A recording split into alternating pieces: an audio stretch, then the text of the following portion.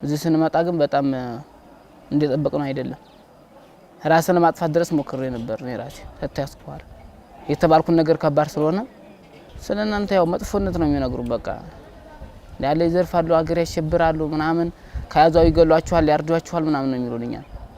ስለዚህ እንደዛ እያሉን ስለሆነ ያው እጅ ላለመስጠትም ብዙ ታግለናል እና አንድ ባሁን ጥቅምት አንድ ቀን ነው እንግዲህ ውጊያ የገባ ነው።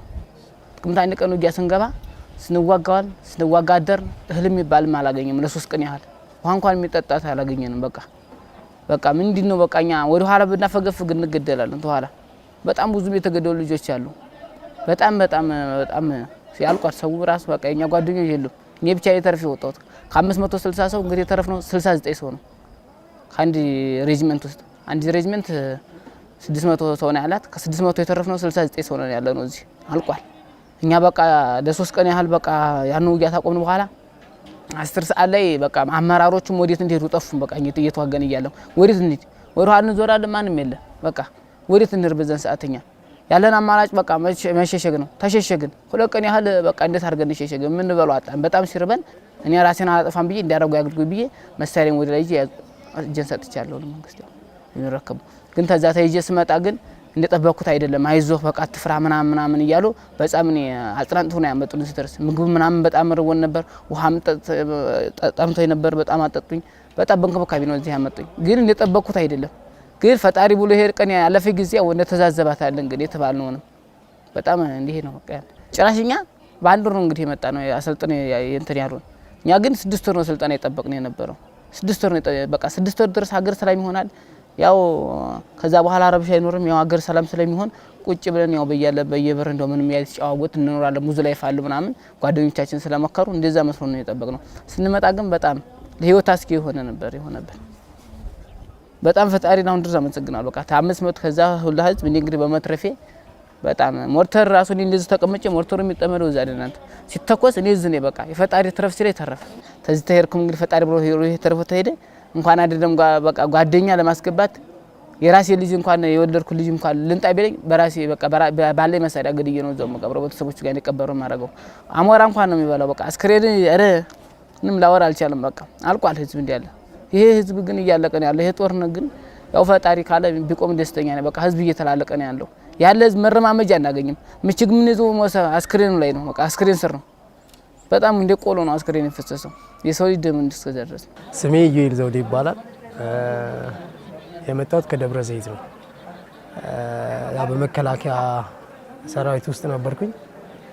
የነበርኩበት ክፍለ ጦር 73ኛ ክፍለ ጦር 2ኛ ሬጂመንት 2ኛ ሻምበል ነበረ እና አሁን በጥቅምት 1 በተጀመረው ማለት ጦርነት ምክንያት ጥቅምት 1 ጥቅምት 2 ጥቅምት 3 እና 4 ተከታታይ ቀኖች እንትን ነበረ ጦርነት ነበረ። በዛ መካከል ብዙ ማለት አብረውኝ የነበሩ ጓደኞች ተሰውተዋል። ብዙ ሰዎች አልቀዋልና እኛም በዛው ጦርነት ውስጥ ስለነበረን ያው እግሬ ላይ ፍንጣሪ ነው ያገኘኝ። ከዛ በኋላ ጀስት 2 ቀን ጫካ ውስጥ አድረን በ3ኛው ቀን እጅ ሰጥተናል። ማለት ድሬ ሮቃ የምትባል አካባቢ ነበረ። አጠቃላይ ተከቦ ስለነበረ ያለን አማራጭ ተመትቼም ስለነበር ከኔም አጠገብ የነበረው ልጅ ተመቶ ስለነበረ እጅ ሰጥተናል። እጅ ከሰጠን በኋላ ቀጥታ ማለት ወደ መቀሌ ነው በመኪና ተጭነን የመጣ ነው። እዚህ ከመጣን በኋላም ያው ጥሩ ማለት ጥሩ የሆነ አቅርቦት አለ። ጥሩ የሆነ ነገር እየተደረገልን ነው። እናቴ ወዴ በጣም ነው እምወድሽ።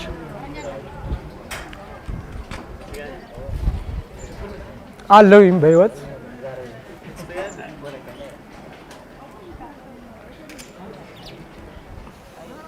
እግዚአብሔር ብሎ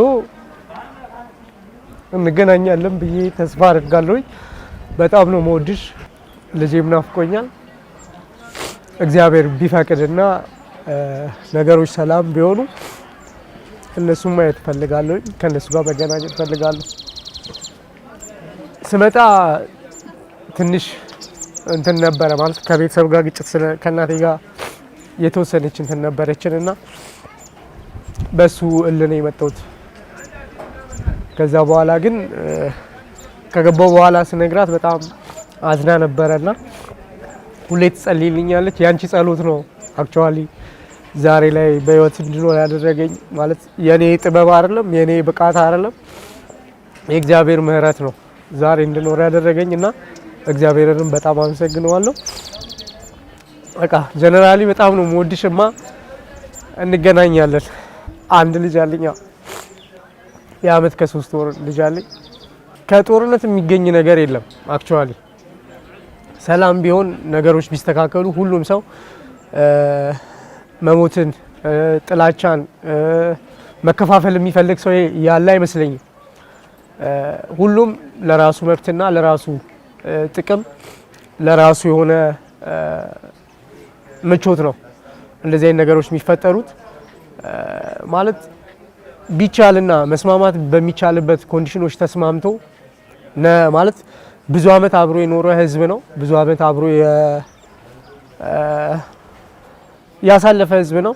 ነገሮችን ማለት አሁን ያለንበት ዘመን ትልቅ ዘመን ነው። ተነጋግረው መፍታት በሚቻልበት ኮንዲሽን መፍታት ቢቻል መልካም ነው። ማለት ደም መፋሰሱ ለምንም የሚጠቅም ነገር የለም። ወጣቶች ማለቁ፣ እንደዚህ አይነት ነገሮች መፈጠራቸው የሚጠቅም ነገር የለም። ስለዚህ በንግግር መፈታት የሚቻልበትን ኮንዲሽን መፍታት ቢቻል ደስ ይለናል። በምንሻ ነው መጀመሪያ በምንሻ ነው ያው ሰልጥናችሁ ትመለሳላችሁ በማለት በተስፋ እኛ ወደ ሀገር እንመለሳለን ብለን ሰልጥነናል። ከዛ ደግሞ ግዴታ ትወጣላችሁ ተብለን ያው በግዴታ ከሰቆጣ ከደሴ ወደ አፋር ክልል 64ኛ ክፍለ ጦር ነበርና መስከረም አካባቢ ደግሞ ወደ 73ኛ ክፍለ ጦር መለሱን። ከዛ ያው ጥቅምት 1 ቀን ያው ጦርነት ተካሄደ። እንዳጋጣሚ መጀመሪያ አብሬ ነበርኩ። ያው ተመትቻለሁ። ያው 2 እግሬን ተመትቻለሁ። ክብሩን መስገን ያው ትግሬ ክልል ከገባው ያው እያጠቡ ቁስሌን ደህና ነኝ። ክብሩን መስገን ደህና ነው። በጥሩ ሁኔታ ተቀብላችሁናል። ያው ቤተሰቦቼ ብቻ እንዳይረበሹ ሰላም ለመሆን ነው የምፈልገው። ባለቤቴ ያው ጠጁ መለሰ ትባላለች። እናቴ ቀለቤ ታየው ትባላለች። ያው ለነሱ ደህንነት ያው እኔ ደህንነቴን እንዲደርስልኝ ለማለት ነው። ያው መለሰ ጌታውን ይባላል ወንድሜ፣ ትልቅ ወንድሜ፣ ትንሽ ወንድሜም ሰፊው ጌታውን ይባላል። ያው ለነሱ ያው ሰላምታዬን አደርሳለሁ። ደህና ነኝ። ይጨነቃሉ። ምክንያቱም ያው ባላሰቡ ነው መንገድ ነው የመጣ ነው። ወደዚህ እንገባለን የማለት ፕሮግራም የለም። እነሱ ያው ወደዚህ የመጡም አሉ፣ እዛው የቀሩም አሉ። እንግዲህ ስማቸውን እንግዲህ ላላቅ እችላለሁ። በየቦታው ስለተበተና አላወቅኳቸውም። በየቦታው ተበትረን ስለሆነ በየክፍለ ጦሩ በየብቻው ነው ያው እንግዲህ የራሴን ነው ያወቅኩት።